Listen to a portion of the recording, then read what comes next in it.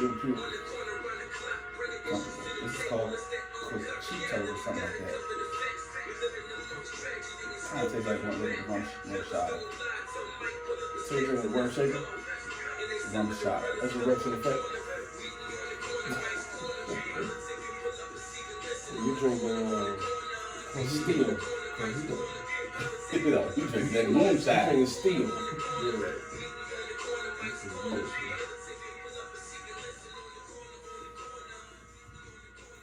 Hey. First and foremost, we back. We back. What's up? You see, got my main man, Sean, here. He explained why, y'all already know. He gonna explain that later. Got DJ Mike Elliott here. Y'all know I'm Mike Reed, man. We back. Happy New Year. Welcome back. Thanks for joining us on Mike's Corner. Hey, we've been on a hiatus, and Mike been told me a couple of times. How many people asked him when we coming back? Sean said the same thing. Y'all know y'all done inboxed me a couple of times. So we back. We back. You know, for us, life has been life. So, you know, we just gotta make sure that all our schedules line up and link up right so we can be here for y'all. We don't want to be here as a part-time show. So now I think we all established enough where we can go ahead, come up with a creative schedule for us all and how we're gonna do things and move forward and not have y'all on the hook for so long waiting for us to come back. But again, welcome to Mike's Corner. We got some good topics today, but let's start off with y'all know we used to call Sean.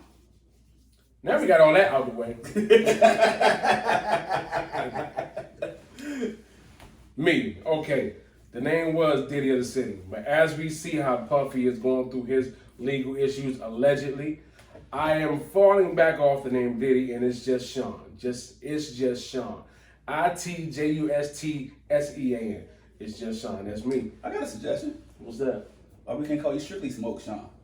Nah, because that's a different realm. Okay. You know, that's a different part. So, but if you do want to smoke ribs and brisket and everything else, just give me a call. Strictly Smoke Barbecue, LLC. Sean, that's me, baby. Ha! Yeah, Strictly Smoke Barbecue, baby. You said you told me to give you a call, but you didn't give out your number. Nah, I do that later on. Oh, okay. But yeah, so what you been up to? So, since we haven't been doing anything, since y'all haven't seen us, so I have gotten my own barbecue business, smoking food, anything from ribs to brisket, turkeys, chickens, dead people, squirrels. Really? Yeah. Not at the time. What about possum? Not at the time. Possum? Nah, I'm not doing possum. Not doing possum. But that's what I've been doing.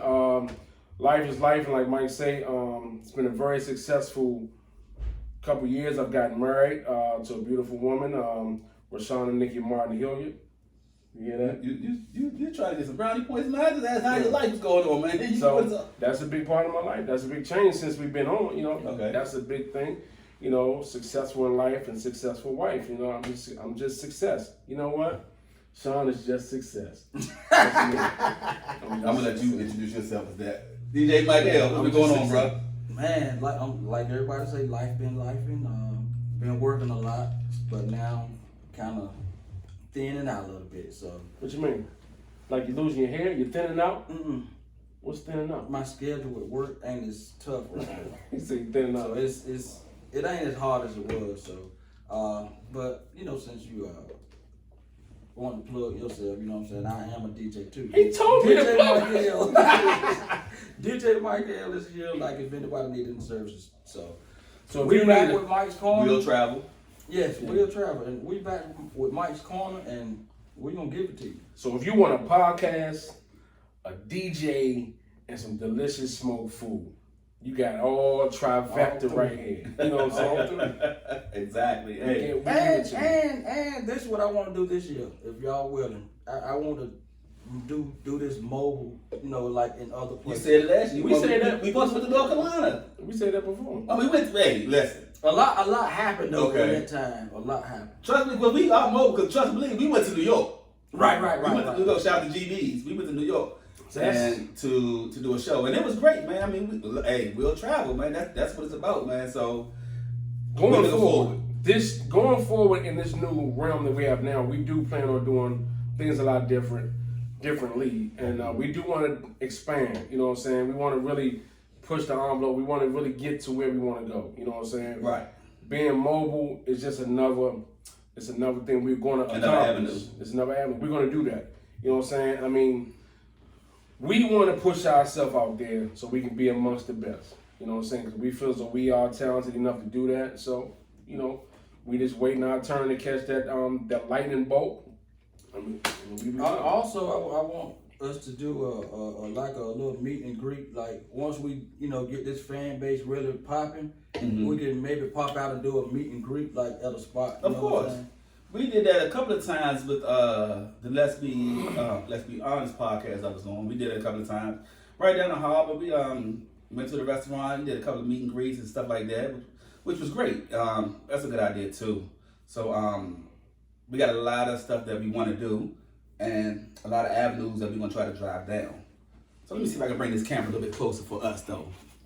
If I can do that real quick. And going forward also, it's like we want to continuously help people. And if y'all know that y'all watched the show before, y'all know we touched on like mental health and stuff like that. And we helped the homeless and stuff like that, gave back a lot. We still continue to do that as well.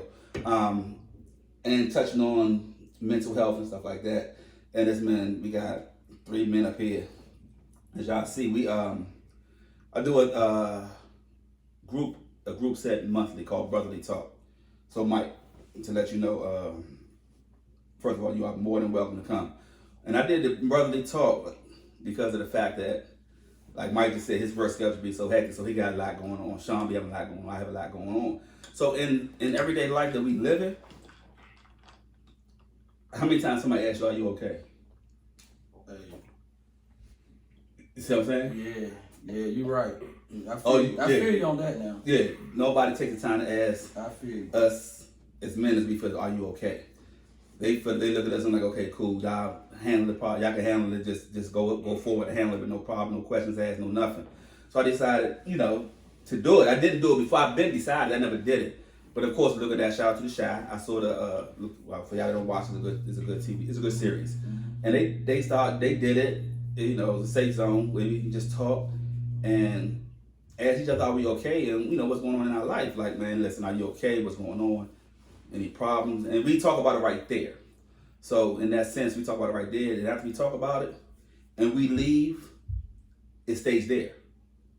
It don't go nowhere else. It don't go, man, did you know so-and-so, so-and-so, so-and-so? We don't do none of that. Our safe zone is our safe zone. So if y'all welcome to join, we do it once a month right now. If you even if you got young kids, like not to bring no information out, like my little cousin came, and I'm like his big brother basically. Well, his bigger brother, he got a bigger brother, but he came in and got stuff off his chest that I didn't even know, and I knew him all his life, like bruh, like and it's like sometimes people just get to talking and they just get that relief, like man, I just had this on my shoulders and I was able to get it off. So we call it Brotherly Talk. We do it once a month. Our next one is January 20th. We're gonna do that. So feel free to inbox us about it if you have some stuff to talk about or whatever, or you might want to come and sit in on it. It's a male thing, but any females that watch the show, we got a female group. They call it Sisterly. I think it's Sisterly Talk. I could be wrong. I'll get some more information about that, but we got a female group that does the same thing for women. So I'll get some more information about that. But if any males or females that need to have that group setting and just need to talk, man, please just hit us up. Hit us in our inbox and we'll give you all the information. I think that's a good thing, man, because some people can't talk to other people, but they can talk to other people. You know what I'm I know exactly what you're saying. There's always the third party is always, Yeah. That's just like a child. Mm-hmm. A child will listen to somebody outside the household more. He will listen to his or her own parents. So I had a conversation with somebody about that, and I told them, I said, well, when you telling your child something, you giving your child advice, your child is never going to look at it as you giving them advice. It's going to look at you as parenting. Now, Mike, you can tell your child something. You can tell them, don't go down the street because the street is dark. And they'd be like, oh, you just parenting me. But I go and say, man, look, don't go down the street because it's dark.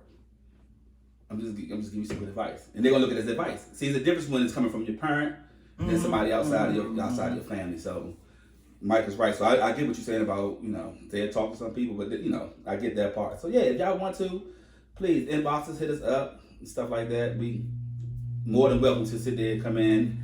They'll bring you in, have talks and stuff like that, and they can meet with us monthly. And like I said, I'll find the ladies group whenever they have situations or whenever they have their meetings and stuff as well. I will get the information back to y'all as well. We will be doing our stuff live, and we will do our stuff pre-recorded. We're gonna go back. We're trying to get y'all every avenue that we can, and you can find it on YouTube. I posted the link in the post. I posted a lot of the links in all the posts. Facebook, Instagram, TikTok, YouTube. You're gonna be able to find us everywhere. And when I mean everywhere, I mean everywhere. Mm-hmm. So one of the topics today, we're gonna have 3 topics today, I think. We're gonna try to have. Y'all know how we do. So we got to roll the dice. Facts. What's gonna go first? So let's since it's a new year, let's take it back a little bit. So we all know Sean said, the Diddy of the city, why he don't do that no more. So everybody has been talking about the alleged sexual allegations against Puffy. So once you open that Pandora's box, a lot of other things come out. Right. Now everybody got to come out. Everybody got to come out with their own story. Mm-hmm. So I was like, man, that's messed up. And what happened was, I think when Diddy settled with Cassie for that $30 million break, all that straight did was open doors. Yeah. But did you have any idea, or do you have any idea, that any of this stuff was allegedly going on? I mean, back in the day, it's always been chirped about, conversated about the fact that what Puffy was doing back then with the parties he was having, this and that. A lot of people in the industry was just talking about it, but never really wanted to bring it to fruition. Mm-hmm. So now that Cassie went in and filed a case, and the reason why he settled out so fast is because it's cheaper for him to settle out right then and there versus dragging it on, because if when you drag it on, you got to keep paying your lawyers and everybody, your team and all that. You got to keep paying them. So he paid her one shot, whatever it was. But allegedly, me personally, I believe it's very possible, highly possible, that he's done a lot of this stuff that they're talking about.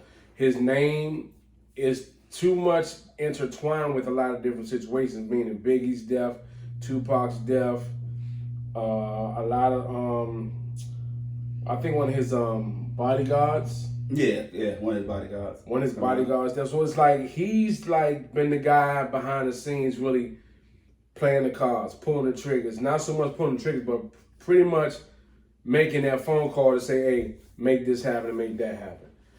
To me personally, the guy's a very good entertainer. He's good at what he does, but everybody has different lives that they live, and he's one of them. So, all I can say is, man, if it comes out that he's guilty for what he's done, he needs to serve the time that he's dealt. You know what I'm saying? Because he's no different than anybody else breaking the law. A lot of people get stuff swept under the rug, get a smack on the wrist, but something has to happen. There's too much coming out right now. So, and now his name is intertwined with Epstein, and it's just a lot. It's a whole lot coming out. So, me personally, it's going to be a real big change for Sean Puffy Combs. Well, for me, I think it all started. He's guilty. He did all that. I'm gonna be honest with you. You know why I say that though? It started with what's her name? With Kim Porter. Mm-hmm. That's where it started at. Mm-hmm. It started right there, and then for you to pay somebody that amount of money that fast, that's your guilt. You mean 30 days? Yeah, that's your guilt. Like you've done that. So if in the world right now, if I did something and I didn't fight against it, mm-hmm. and not go on to pay it, right? Oh, I did it. I mean, it's like that's almost let's go back. That's almost like, rest in peace, to Michael Jackson situation when the kid said he might touch him, and at the time they was like, "We're paying him $20 million, so so you can move on from it." Mm-hmm. But again, it's a stain in your name. Right. Yeah. But I think anytime somebody put a bad stain on your name, whether it's true or not, it's still gonna be a stain in your name. Just Today's just like Marlo said, "Why my name is my name." So it's like when you put it on, especially like you said, today's climate, when you have social media and everything, all that's just gonna just come about. It can blow up so much faster. Yeah, because look how quick this took a snowball roll. Like, and then like you said, this bodyguard, Sean. First of all, everybody know I'm a big R. Kelly fan. So for me, R. Kelly go to jail. Diddy gotta go to jail. Wow, I agree. Why you pointing at me? No, I was saying Diddy. No, I was pointing at you. I agree. I apologize. I'm pointing that way. I agree with that though. But one of the biggest things, like D.L. Hughley, I love D.L. Hughley, and he said, I think one time I think somebody was interviewing him and they asked him, do he still listen like to R. Kelly and Michael Jackson songs? And they was like, how could you listen to that? And he said the same way you can still sing the national anthem, which I get. He said I just would let them babysit my kids, which is kind of funny. Right. But he said that the people around them, if they seen it, they just as guilty too. So right. I agree. Everybody. Yeah. So coming back to what Sean said about the bodyguards, which all of them telling the stories now. Everybody telling their stories. They doing an interview. I don't know if they're getting paid for these interviews or not. Everybody's falling back. They are. They get paid for. They get paid for the interviews that's going around. Mm-hmm. So all of them saying what they seen and what happened and this and that, this and that. But like D.L. Hughley said, if you was there and you witnessed this, everybody, you're guilty. You're just as guilty. You helped them. Guilty by association. You enabled them. But just think about the people that's at these parties, unbeknownst to them, what's going on.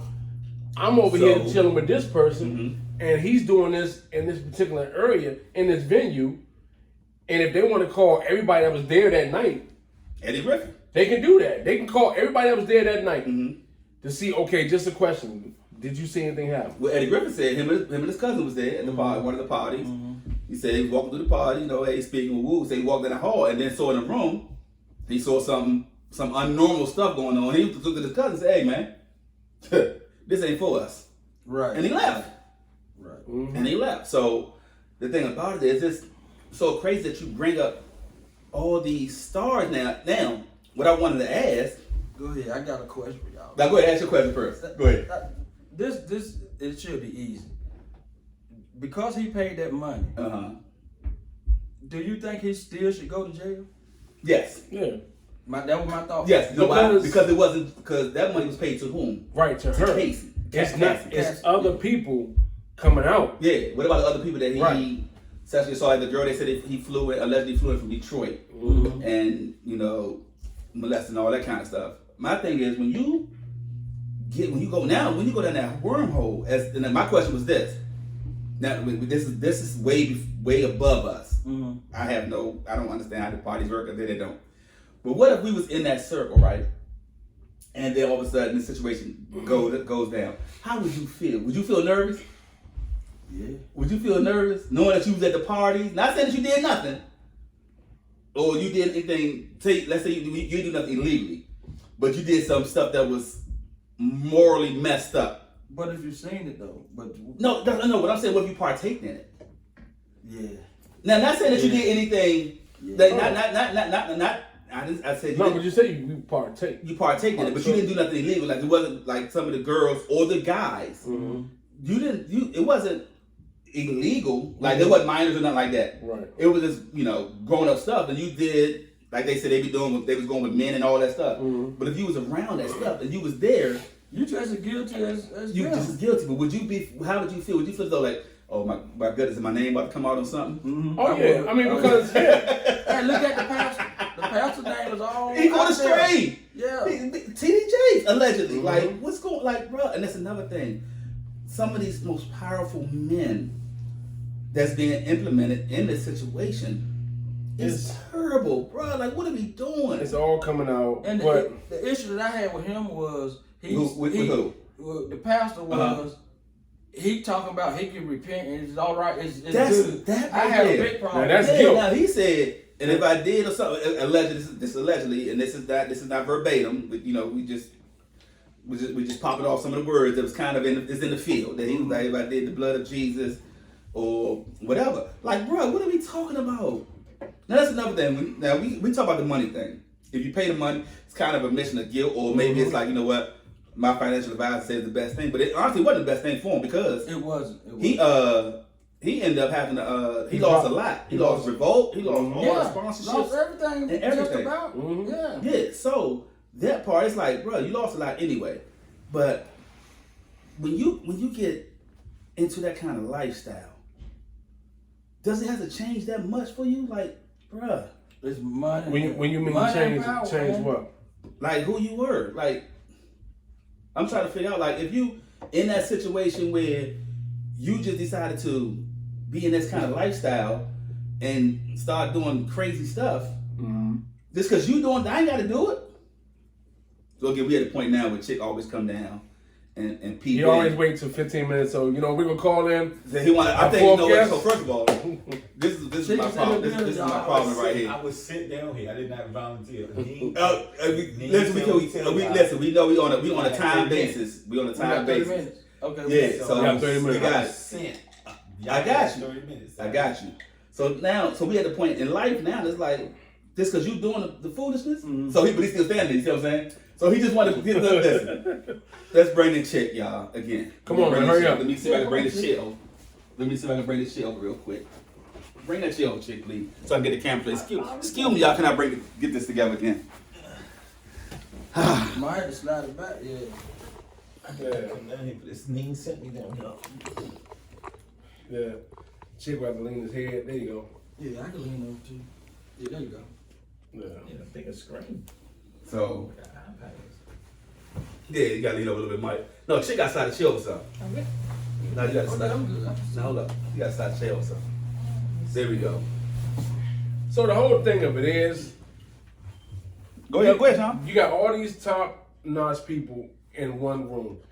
Y'all, everybody having these parties. It's no different from the 70s and the 80s from when OJ and them was out partying, Bill Cosby and already doing what they was doing. It's just now social media is out there and it's not, it's gonna be what's gonna be. A lot of stuff is coming to fruition. A lot of stuff is being revealed now. Okay. Because so now, his back is up against the wall. But what I'm saying is, it's like, just because they party in that way, do you have to change your style? Because, No, you don't, but then... Because if you don't change your style, are you afraid that, like, okay, well, Sean wasn't partying like we party, he really don't party, we ain't gonna invite you no more. Are you afraid of that? No, but it depends on if I'm just coming into the realm, like a rookie, you know what I'm saying? If I'm just coming in, I don't want them to say you can't come back no more, you know what I'm saying? But I'm not gonna do something that I don't want to do. But I'm glad you brought up the Bill Cosby stuff. Like, and it's like, do you, at some point in time, do you put a statute of limitations on stuff? It should be. That's my thing. It should be. My thing is, and I know, I'm just, this is not how we feel. We're just having a conversation. I feel that way. Just, I'm gonna let you get your own point across, but your thoughts and views are not of Mike's corner. So it's the fact, like, I felt as though I had a conversation. I said, well, I can't put a time limit on people's pain or they hurt, but I feel as though if I was touched, molested, or whatever, male or female, I think you should report it right then and there, so it can be on file. Right. And I think you should have an opportunity to say, okay, well, look, I don't want to go public with it right now. I just want to put it on file. I just want to put it on record right now. Right. I think money kind of closed a lot of people's mouths back then too. Oh yeah. You know what I'm saying? I mean, but then money and power. Money and power. So money, but then if you tell me, okay, I can be here, but you gonna put me here if I don't say nothing, and I'm a rookie coming in, oh yeah, I'm gonna go up there. If I ain't gotta do nothing for all this stuff, yeah. But again, that's kind of like what Katt Williams is saying. You selling your soul though. We're not going to Katt yet. No, I'm just bringing it up. I mean, but we're not saying Katt. In hindsight, you're selling your soul because at the end of the day, if you have values and things you stand on, and you're willing to trade that in for morals, and you want to trade that in for success, then are you standing for anything? No. At the end of the day, if you gonna let some grown man come over here and grab your balls because you want him to put you on a five movie deal for the next $10 million, what more do you have? But is it that important for you to make it that you gonna let a grown man grab your balls? But then that person. That's your question. I'm not doing that. You just said that to get here, how you gonna do it? I'm not doing that. Oh, so you have a limitation what you're doing? No, I'm not doing that. If you telling me for me to be quiet about whatever that you may see going on and I can still move up, yeah, I'm going to go ahead and move up. I'm not saying shit. But I'm not doing no physical Okay, so again. So they go back to what we said earlier. But if you're not doing, if you see what's going on, Right, you complicit. You help it. You're complicit. You part of the problem. Just Like say you what? should get. If you see Puffy come in here and grab my balls and you don't say nothing, you're complicit because just because it didn't happen to you, it happened to him. Right. But you willing not to say nothing. That's third party. You turn a blind eye. sexual Then right, you just as guilty. Right. It's kind of like what's happening in Hollywood right now. All this stuff that happened at Weinstein's and Puffy's and everybody else's parties. A lot of these Hollywood A-listers have seen this stuff happen. But they didn't want to jeopardize their career. Right. Which means they don't have the morals, or they allow their Money. success. It ain't happened to They me. had hush mouth money at Their all success times. is more important to them than what Right. the out, what's going to be the backlash of them spilling the tea. Right. But like I said last time, look at Russell Simmons. He did it. Allegedly. No, he moved out of the No, country. yeah, he moved out of the country. So No, the thing listen, is, you moved out of the country, you did it. Allegedly. so his explanation was Everybody was doing it. no. Him coming up as a young guy, just getting into the entertainment. The people before him did it, so Right. he felt like it was okay to do. Right. Bingo. Right. So growing up into that, you just established some habits. You know, so you walked into some habits that you thought was okay because that's what everybody was doing.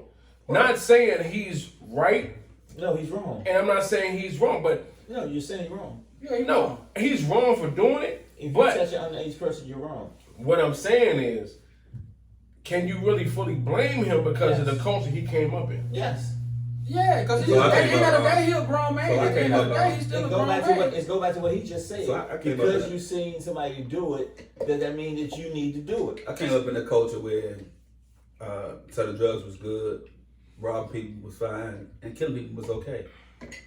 Is that right? What year was that? No, it's not right. We grew up in DC. When was The that? 80s, when we was growing up. But that wasn't okay. I didn't know. I'm saying he said he grew up in the culture. No, that doesn't make it okay. But I'm trying to figure out if that's Yeah. if you grow up in that culture and you do that, that don't make it okay. so why did you do at the time, I ain't no guys. I was dumb, it? but I knew it was wrong. You knew it was wrong, but you grew up in that culture, like you said, right? So you saw it happening, not right? at one time. But he's not I doing never- it no but more. I They ne- still but- doing it. Yeah, but never at one time I thought it was okay to do it. Just like he did. No, you said Russ was like, I mean, I grew up in the culture. I was okay to do it. So Russ But tried. no, it ain't okay. So basically, what Russ was saying is because he grew up in a culture that sexualized young girls. In his mind, it was normal, so he went with this status No, but quo. he Right. knew, but you knew right from wrong. But you know that's not right. Did he know at that time by him being? These guys are grown. They know that. But no, he wasn't that old. I mean, he was young when he came in there. Sean, if right now, if Aaliyah comes They in here continue doing because it. it's Aaliyah and she's 14 years old, that don't mean you're supposed to have sex with her. Or You marry know, her. you know she's 14 years old. That's wrong. So yes. so you know it's you know wrong. it's wrong. But because everybody feel like nobody's gonna say nothing is okay, don't mean you're supposed to do it. That's when your morals and your standards supposed to kick in. Right. Because just because everybody around you gonna accept it, Yeah. don't mean that it's right. Everybody went out. Because at the end of the day, you know deep down inside, marrying this 14-year-old girl or having sex with this 14-year-old girl is wrong. Right. So that's when you, as a individual, have to have some type of standards and morals. And you can't use no excuse that you can't read or write when you're a grown man knowing that you're messing with a little girl. That's common sense. Right. So again, that's like we said. But that when you get up into that standard, that Hollywood life, it's just like, are you gonna adapt to what they're doing because it's supposed to be that's the lifestyle, Yeah. or you can be morally, you gonna have morals. That's like when we was talking about to go into the Hollywood stuff. It's like with these actresses and actors getting underpaid and stuff like that. Like Taraji. Now Taraji having a sit down. Who? Her and Oprah. Yeah. They got an interview coming out. And it's tonight. It might be tonight. So my thing is, they know they paying these actresses and actors. They lowball them with the money, Well, the and it's actresses. always no. No. Wait, what? I It mean- is actors too. Who? Omari Hardwick. So you want to bring it out? Omari Hardwick. Yeah. And so that's why one of the reasons That's you why don't want to say he left go. That's why he left Power. Yeah. He was getting paid $150,000 an episode. But Now, my thing is, hey, at some point in time, you as an actor, your team got to be like, hey, look, if this situation, if y'all do y'all focus groups, if y'all do a focus group, and then all of a sudden this character that I'm playing takes off, we got to go back to the table. Put that in the contract. Put that in the For contract. the following year, you at least got to up the following. Yeah, come on, you got to up the. Come on, because to be honest, and listen, we all watch Power. Then we all probably watch Power 2, 3, 4, Power Book 2, whatever. We watch them all. But at the same time, you cannot tell me that deep down inside you, you're trying to figure out what part is going to come out where it's going to connect you back to Ghost. That's how impactful he was. So these actors and actresses coming up now doing these shows got to put that in their contract. Whereas though, if this is a new pilot show, but if my character, No, they're not. You saying something that is not happening again. I'm saying it's not happening when it can't happen. It's not gonna happen because at the end of the day, I'm paying you. Because here's the thing: if we have a new show, right? We don't know the show gonna take off, so that's why you're getting paid what we're paying you because we're paying you a. Listen, you know what, Sean? I want you to do this for $10,000 a show, an episode, okay? Because why? It's a thought, it's a pattern. Well, we don't know if it's gonna take off. Right, as the producers and all them, you're putting your money up. So now, after the next year come, that's when you have to make a decision on, am I coming back? And you got to negotiate your terms. Right. And if the terms ain't what you want, but then again, as we just said, when you are a starving actor or actress, you're taking this because I ain't got no other job lined up right now. If you had another movie lined up, or you had some other stuff coming up, or you had somebody knocking at your door, you probably would be able to, or you probably would like, nah, I'm gonna do something else. But because a lot of times they don't, they accept it because, and again, that's the definition of being a starving actor. So you take in what they giving you because you don't feel like you got no other choice until you get to a certain point. Now in Taraji, or what's the black lady name? Viola Davis. Viola Davis. These people don't want Oscars. Well, yeah, They don't want Golden Globes. Right. They don't want different stuff. So now they get to a point where their resume wants. So their resume wants that they should be getting a certain kind of money because of the white counterparts are getting these type of money with these type of accolades. Right. So then it becomes now they become, to me personally, it becomes, I don't want to say racial, but it comes. That's the word. But it's equality or some issues because if she's getting paid this and I got a Golden Globes or I got an Oscar, she ain't got an Oscar. Right.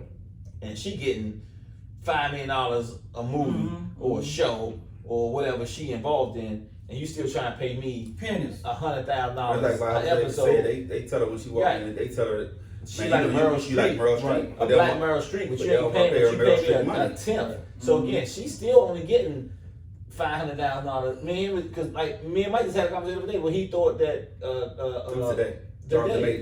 Major was getting like, you know what I'm saying? Boy, he was getting a couple of million for it. Right, he only got $500,000 from his last joint when he just did Loki.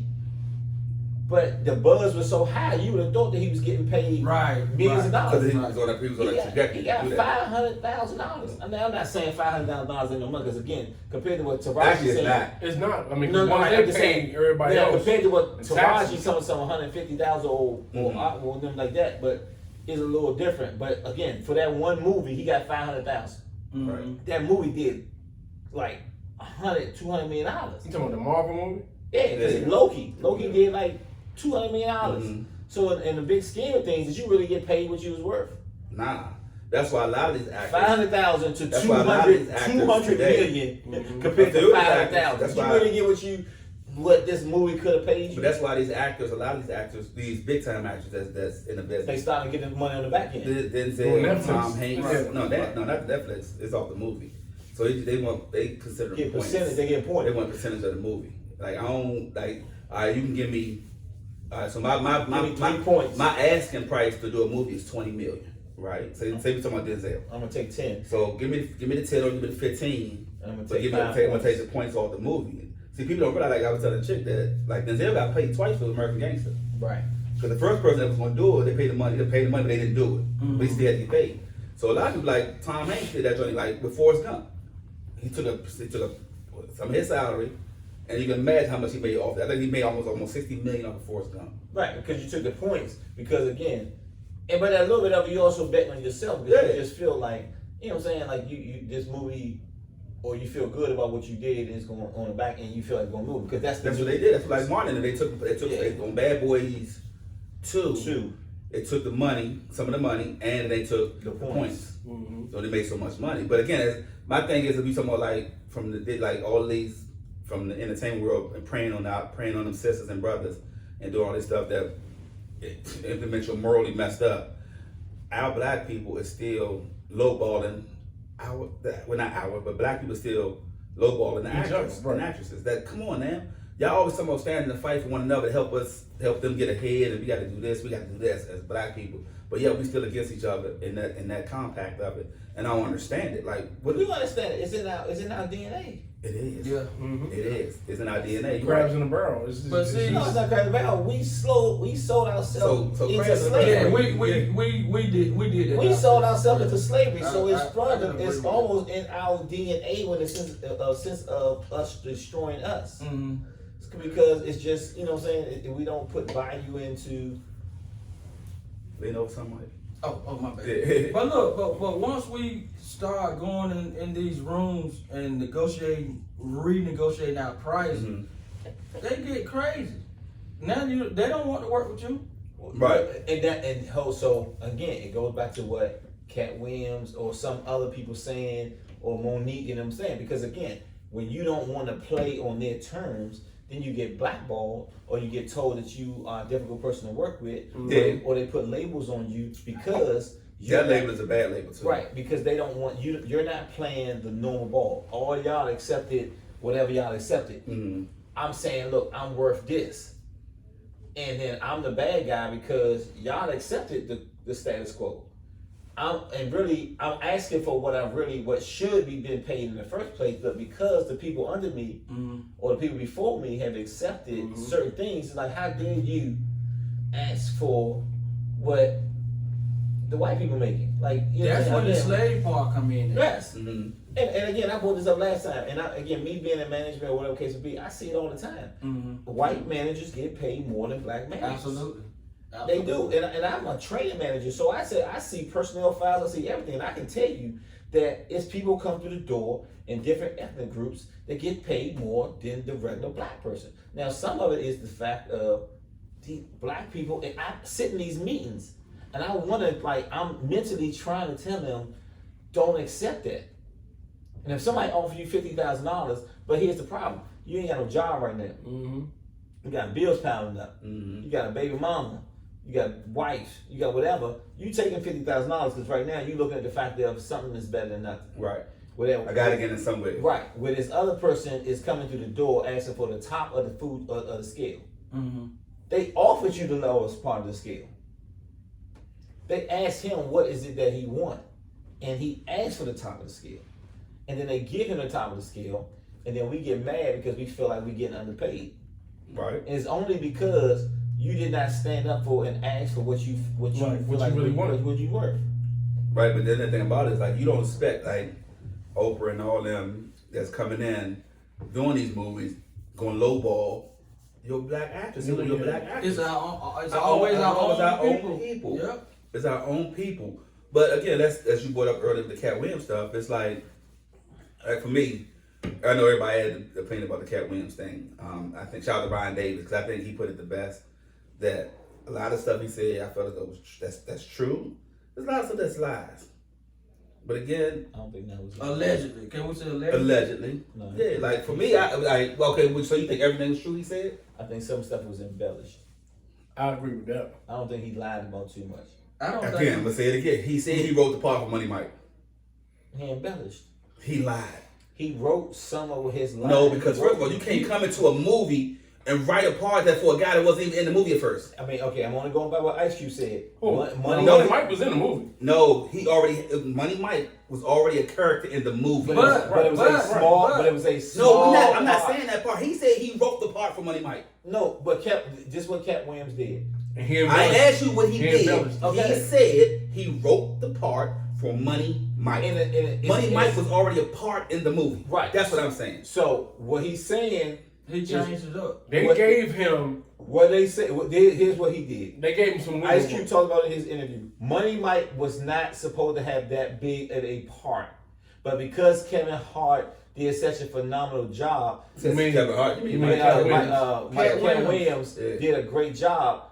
They expanded his role. Right. So when they expanded his role, he had some influence on what was said. So he's embellishing how much. That's part of acting. He ad-libbing. But what I'm saying is, he came and said, I wrote the part for Money Mike. No. He did not. Right, no, he didn't. He didn't. But Ricky also said that's supposed to be his part. Now, he can't play no. He couldn't play that part. I think that's a lie.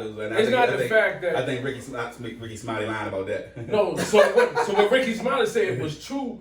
He really agreed to what Katt Williams said. So going into it, he did try out for the Money Mike part, but they stopped and said, "Hold up, you know what?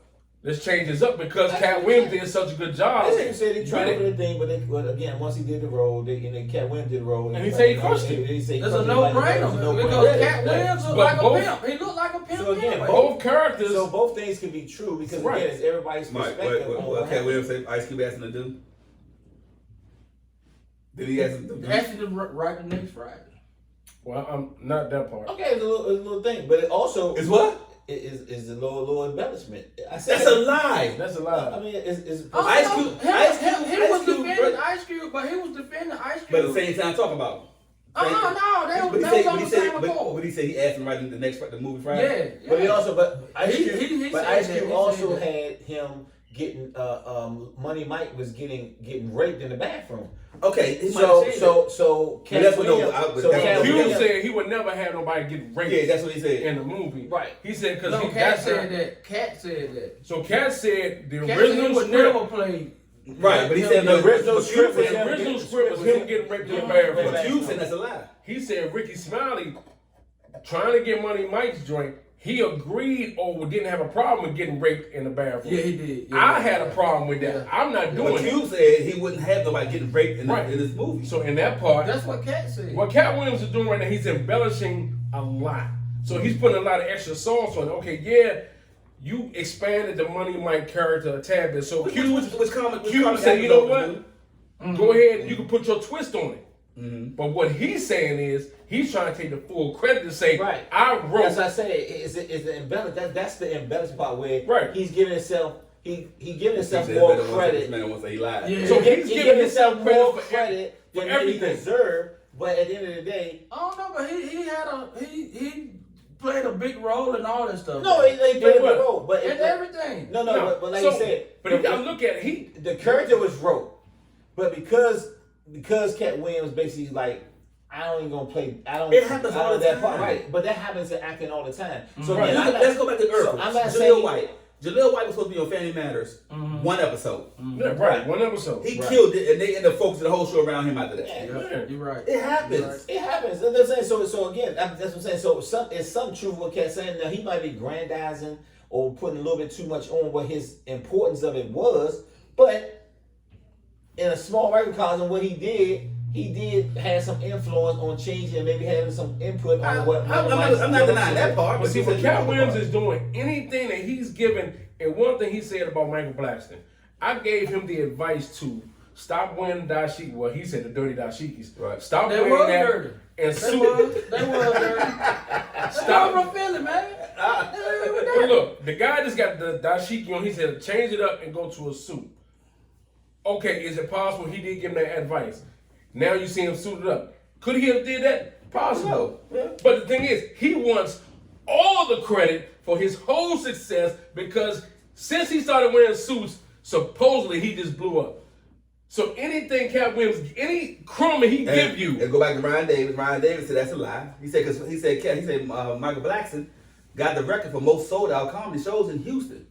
Like, so then he said about the Said joint that, you know, he said stole the joke, but he also said it ain't funny, and he never did a show that was funny. That's a lie. So that's my thing. No, Stop. I never seen a show that say it's the funny. TV show Neighborhood funny. I mean, but that's a matter of opinion. If it wasn't funny, it wouldn't be in syndication. I mean, that's not true because our funny and white people funny is two different things. Okay, but why? I thought Steve Harvey was funny. You thought Steve Harvey was I thought some of the stuff I did. He was horrible. On what? Everything. The Steve Harvey show. But No, everybody he has really their. put it- Mike Steve Harvey Epps. is- That's the show that he stole Mike from Epps Mark to me- Carey. Yeah. That's the show that he stole from Mark To Carey. me, So was Mike that a Epps- lie? Was that a lie? That, but you gotta think That about wasn't a lie. it. How He many stole shows? How many shows out here Resemble each other. resemble? It's like if your chocolate milk tastes good, and if I can make the better chocolate milk over here, it's just all in what you want. It's So just what's wrong with him saying that he stole that and which he did steal? What's wrong with him saying that? It's true. it's a similarity to it, and I'm like I said, I'm not saying it's not true or not, but it's just two shows that are very similar. Mm-hmm. But it's like, Ryan Davis said that too. Shout out to Ryan Davis. but it's all about whose show is better. But again, it goes back to the same And thing. Steve Harvey show was better because No, that's but- why he had some syndication and Mark Curry's ain't. But So, it goes right. it goes right back to, but all of it is flattering because again, me and him had a conversation earlier. Martin Lawrence, as great as Martin Lawrence show was, okay, and we all love Martin. It's not a black person living that don't love Martin because during that time, you know, Yeah, you that was stop it. what you were doing to go see Martin. You're right. Flip Wilson was the first one back in the day To wear a doing dress. those characters, Yeah. doing shows. Yeah. We were all young and adolescent. But I don't think he All stole that it. So I don't think Flip I'm was not sold saying it. he stole it, but the idea wasn't original. Martin But- kind of but- stole but- some of them things. I If you thought look the at white Flip man- Wilson, Actually, it some wasn't of even them- that. Martin got that advice from Eddie. The But again, he might have got the advice Huh? from Eddie. The white man made them put them dresses. But I don't know. I can't say I that can't because see. Yeah, it was white. Flip Wilson. No, that was Flip Wilson's show. But it was a white man producer. Yeah. All Okay, a white white man didn't make Richard Pryor put a dress on. When did white man dress him? Bruce's Million. No, the damn Bruce's Million. No, the toy. It wasn't the toy. He was when he played the in the toy. He played the The white man did. He played the One thing about Richard, I don't think a white man made Richard do anything. No, He when did- he got You know, when he he got was the on that job stuff, man. in the Them toy. people- Yeah, he played in JoJo Dancer. No, in the toy, Uh-huh. he to get a job, he signed up to be a Oh yeah. waitress or Okay, well, I a maid or I something. didn't watch it already. Okay, that's fine. That's right at the beginning. But again, he did it in JoJo Dancer also. Okay, But again, so I don't- why does every successful black man have to wear a dress? Because them white folks make them do that. Because so again, they it's make a us. They make subliminal- it's foolery. It's a subliminal message. what It's movie to was take out- that? That can make you do anything. What movie was Denzel in that he wore a dress? I ain't never seen no- You just said every successful black man got to wear a dress. What we No, talking okay. about? Okay, It's always gonna be an exception to the rule, but again, it's like Denzel is one of the rare ones because of his act. But again, if you look at everything other than Denzel, So is that a legend or is it proof? no, we can sit there and talk. You just said Richard Pryor, legend. But is it Just say Eddie Murphy, legend. Martin Lawrence, legend. Jamie Foxx, Foxx. legend. Who you want to keep on going down to that? There's a lot of them out here. Everybody that other than maybe Steve Harvey, who I don't feel like is a legend, but y'all gonna give it to him. What movie did Sidney Poitier dress up as a woman? He wasn't no comedic. He wasn't no comic. You said successful black You man. said comic. I'm talking about comics, okay? You Okay, said, okay. comics. So the movie that when Bill Cosby dressed up with that woman in that movie, what was the movie Bill Cosby dressed with a woman as? Man, that's Bill Cosby ever been funny. Exactly, never, none. No. So don't say every successful black man. Okay. So let's say most. Okay, since you want to be. You said it. You. Okay. I'm- All right. okay. All right, hold on. We're gonna say every. Let's say most of our black people that we look up Eddie to Murphy that did. become That was They had to wear. They wore a dress at no. some Eddie point. Murphy in did their about career. Chuck. That was his franchise. The Clumps was Eddie Murphy's franchise. Yeah, the clumps.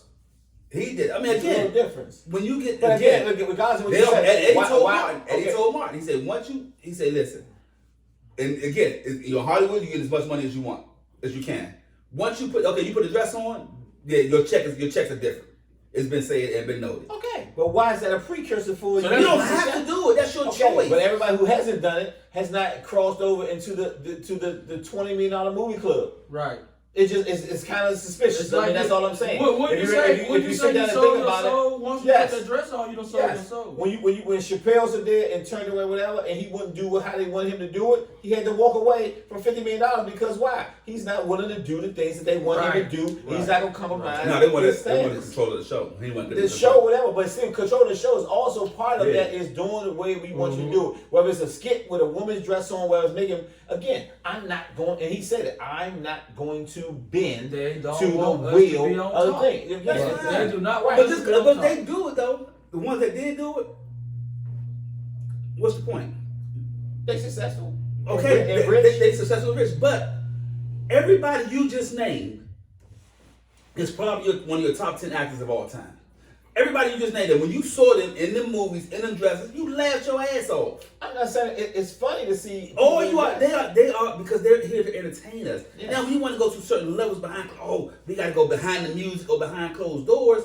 Oh, now it's a big issue because you chose not to wear the dress. No. And then for him to come back and say, Martin, I looked up to Martin, this and that, but then when I came back, he tried to give me the dress. I said, no, you don't want me, you want Brandon T. Jackson. No, basically goes back to the basic fundamentals of what some people say is an attack on black masculinity. That's basically what it goes down to. At the end of the day, behind closed doors, they want you to do things that compromises your standards. That's not just black men, it's white men too. Okay, well, we just did it from the because Gary Owens said it. Gary Owens, you saw the interview? Okay, I think the spotlight is more on us though, doing right, that's something talking You know about. why it's more on us doing it? Because there's another black man pointing the finger. Okay, that's fine. Because ain't no white people out here doing it. So if it's the black Ain't nobody doing what? No white people out here pointing the finger. Because they good, they getting their money. Because they. But as a black man that's not getting no money, and then for whatever reason you decide not to do the dress, that's fine. I'm cool either way. I think it's funny with a dress, without a dress. I don't care. But what I'm saying is the only thing is the issue now that is coming to a forefront because there's another black person pointing the finger at another black person. But again, we can't, as black people, this is why we don't get along together as a human race. We cannot stand the success of another black person. That's not true. I can agree with that though. I can agree with There's that. always another black person trying to bring another black person down. Yeah. Because I even see that in the DJ world. It's no different.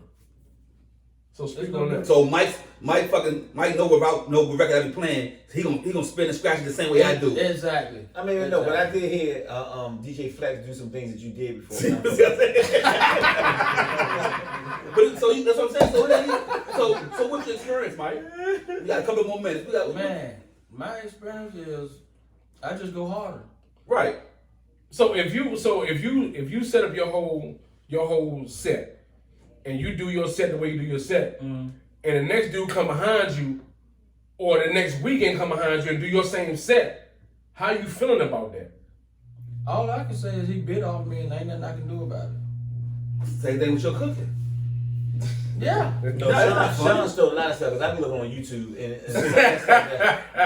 so I see some techniques. But that's a good point because everybody can cook the same thing, but it's not gonna come out the same way.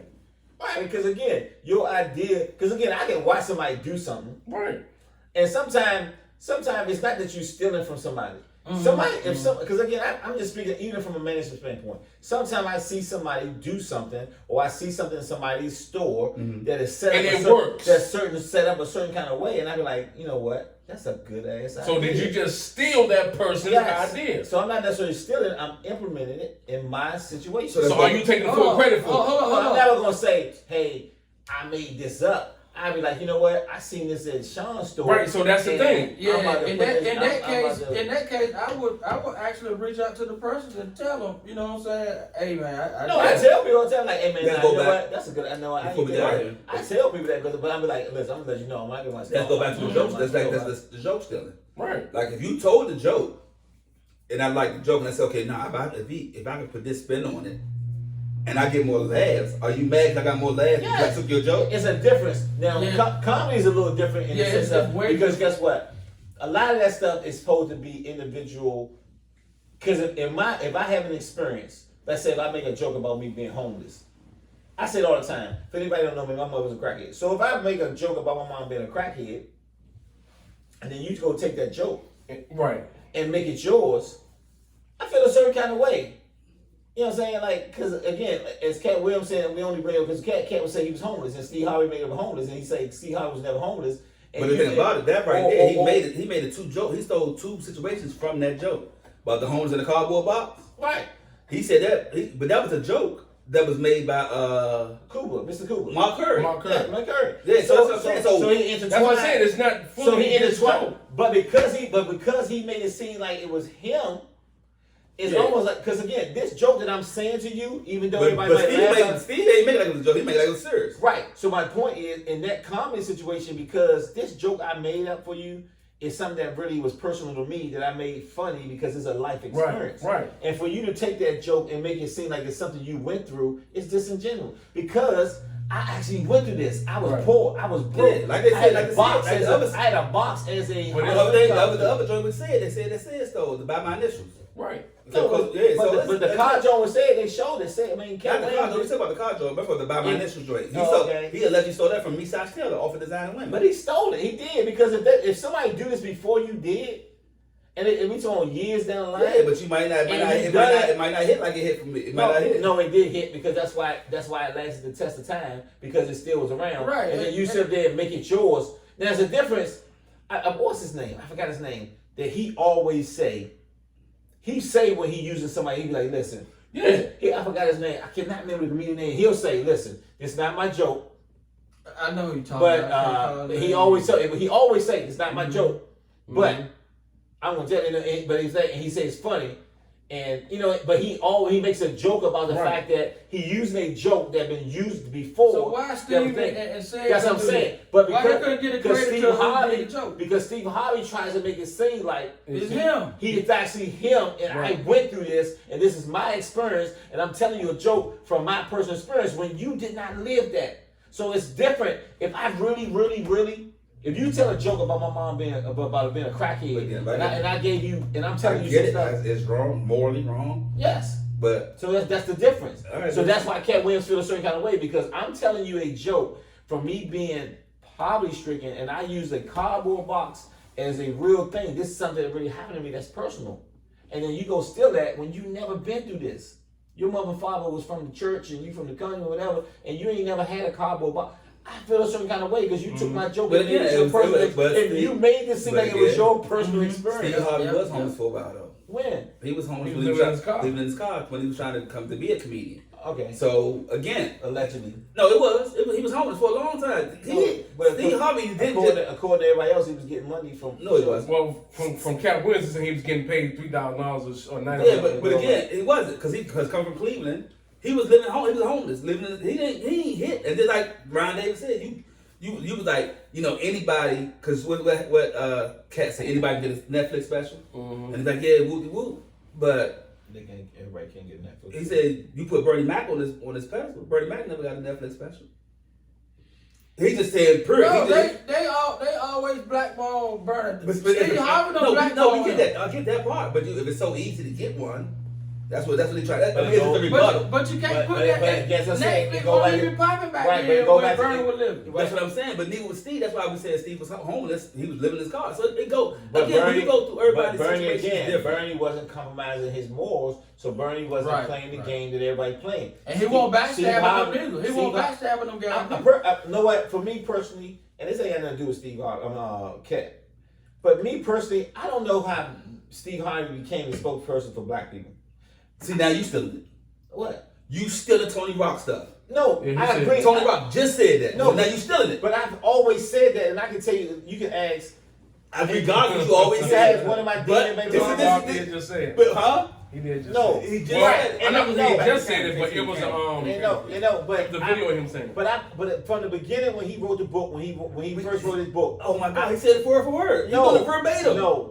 From the beginning, even before Rock said it, and you can add, because I don't want to. We don't know. I would call it right now, and I tell you. We don't know. She tried to get me to read the book, and I wouldn't read the book because I kept saying, I'm not reading the book. Somebody that been divorced 2 times. Again, like if you've been divorced 2 times, you're not gonna sit there and tell me how to do it. But again, this is what we're talking about. See how he brought it up, and he said, "Well, Rock already said it." I'm not trying to steal it. Because why you say what Tony Rock said? Because I'm not. He was giving his point of view. I know, but why you say Tony Rock said? Because I felt from his point of view. I felt like that before Tony Rock said it. I'm just glad to see that I wasn't. No, how you know what Tony Rock said? The video came out. Right, I'm not a Tony Rock fan. I'm not going there though. I see what you're saying. I'm not a Tony Rock fan, so I didn't see the Tony Rock thing. But again, that's my point. Okay, so if I had seen Tony Rock thing and I said what he said, it's fine. I'm saying what I'm saying for me. I'm not denying that. I'm not denying that part. All I'm saying is, see how you didn't see it, but I saw it. I mean, just like y'all said, you're not gonna tell me that Steve Harvey didn't see it though. No, I'm not saying that Steve. Like y'all said, we don't know if Steve Harvey was living in the homes or he stole the joke, whatever. Just because somebody else said it, that's all I'm saying. What you saying right now? could very much well be true. But we happen to see the same thing. Right. Word, you said word for word, verbatim. And he said exactly. He said exactly the same He word. said, that "How can you?" He said, "Why did y'all make Steve Harvey the poster boy for relationships?" Okay, well, well, he did well, very maybe specific. see, well, maybe Rock came to the Starbucks when I was told to somebody playing chess. heard what you heard me said. say it. What the fuck? All What the right. hell I gotta come here? Hey, Who the hell is Rock? He Hey, ain't look. nobody. This is what we talk about right here. We got a lot more of Mike's Corner coming.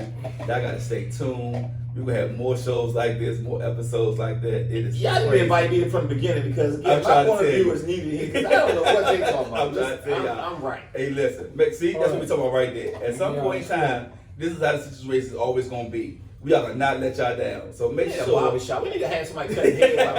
Hey, look, Barbershop or something. man, Hey, we gonna hype it up. Trust me, y'all. Yeah, Get ready. hey, Y'all hey, just get I'm ready. trying to tell you, just get ready for the situation, man. Get Hey, ready. we want to thank y'all for tuning in, man. Give us all the likes. Make sure y'all go to YouTube, Mike's Corner, subscribe to the channel. Make sure y'all follow us on Facebook, Instagram, TikTok, everything, man. Make sure you follow all of us, DJ Mike And follow me on nothing because I'm not on any social media. DJ Nothing. Mike L, and y'all know that Anthony Sean Hilliard. No, that's Diddy. Don't be trying to let me not do Diddy also now. Strictly Diddy Smoke, gonna y'all be know. indicted. No, Mike that's Diddy. Reed, That's Diddy. Mike's Corner 2018 on Instagram and all that, man. Make sure y'all continue to follow us and support the show. Thank y'all for If you tuning need a in, new man. roof, call Mike. Mike fix roofs, Who? plumbing. Mike who? Mike is an electrician. But I thought he did. But he's a jack of all trades. Yeah, and that's Sean, what I'm and saying. Sean here with the smoke.